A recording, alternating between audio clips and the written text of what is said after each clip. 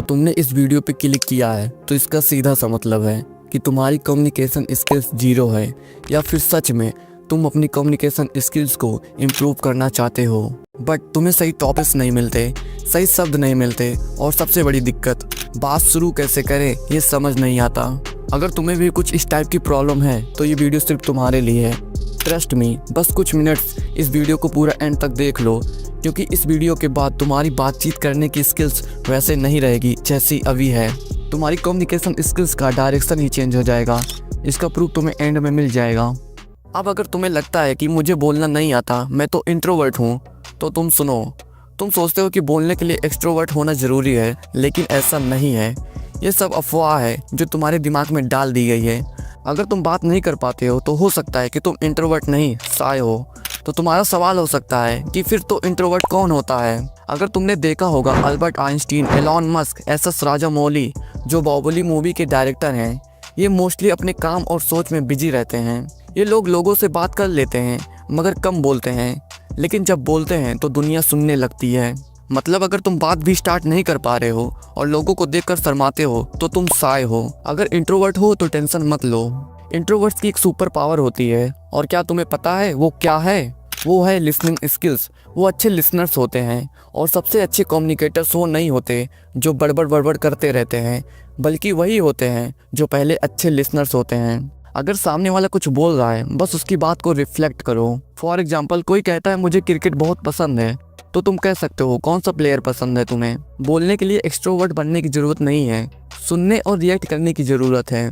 अगर तुम्हें नहीं समझ आ रहा है कि कैसे बात करें, मैं तो शाय हूँ, तो ऐसे चीज़ चुनो जो तुम दोनों के बीच कॉमन हो। फाइनल टेक वे, एक छोटा काम आज से ही करो, आज ही ट्राई करो। जब भी किसी से बात करने का मन करे तो बस अपने आसपास देखो और ऑब्जर्वेशन बेस्ड अप्रोच से कोई छोटा कमेंट या सवाल पूछो। अब बात करते हैं मेरी फेवरेट तरीके की, कॉम्प्लीमेंट बेस्ड अप्रोच। सबसे आसान तरीका है।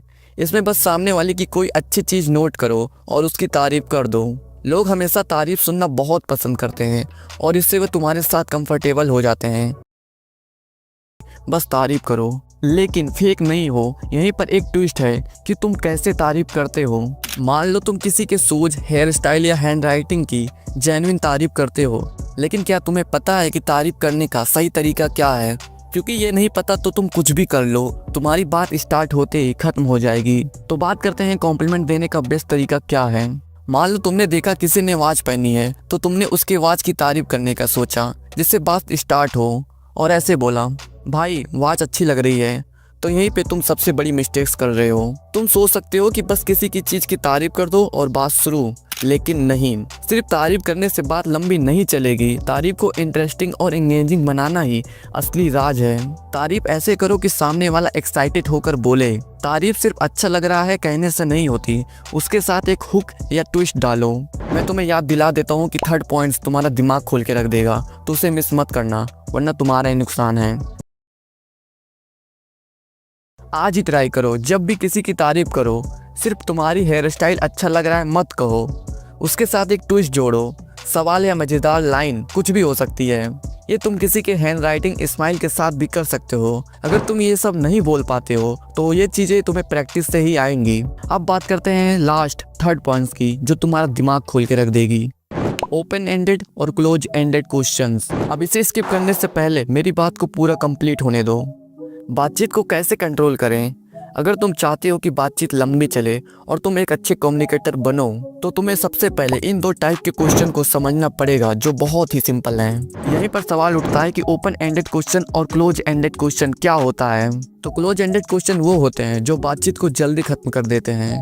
ये ऐसे सवाल होते हैं जिनका जवाब हाँ या ना में आता है, या फिर सिर्फ एक वर्ड में जवाब मिल जाता है और बातचीत आगे नहीं बढ़ती।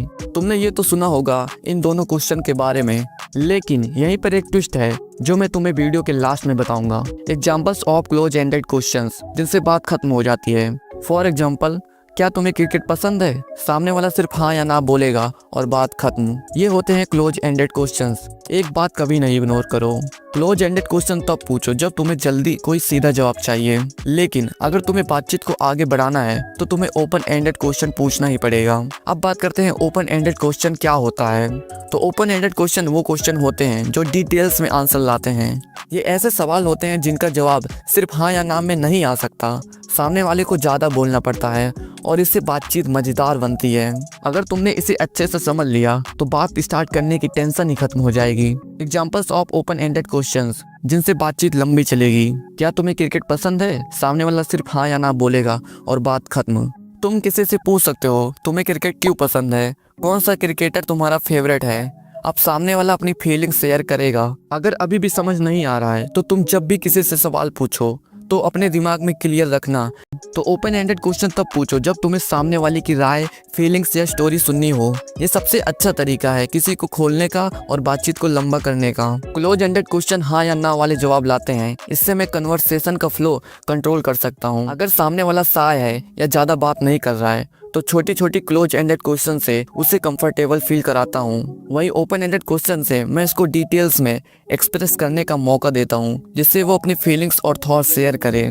सबसे पहले तो तुम ये करो, जब भी क्लोज एंडेड क्वेश्चन पूछो फिर उसी से ओपन एंडेड क्वेश्चन निकाल लो। यहीं पर 2 स्टेप्स आती हैं जो तुम्हें ज़रूर पता होना चाहिए, क्योंकि आज के टाइम पे सभी लोग शॉर्ट्स और फालतू की वीडियोस देख रहे हैं जो उनके किसी भी काम की नहीं है। लेकिन तुमने एक लॉन्ग वीडियो देखना चूज़ किया, जो बहुत ही बड़ी बात है, क्योंकि आज के टाइम पे कोई भी लॉन्ग वीडियो नहीं देख रहा है, बस तुम देख रहे हो।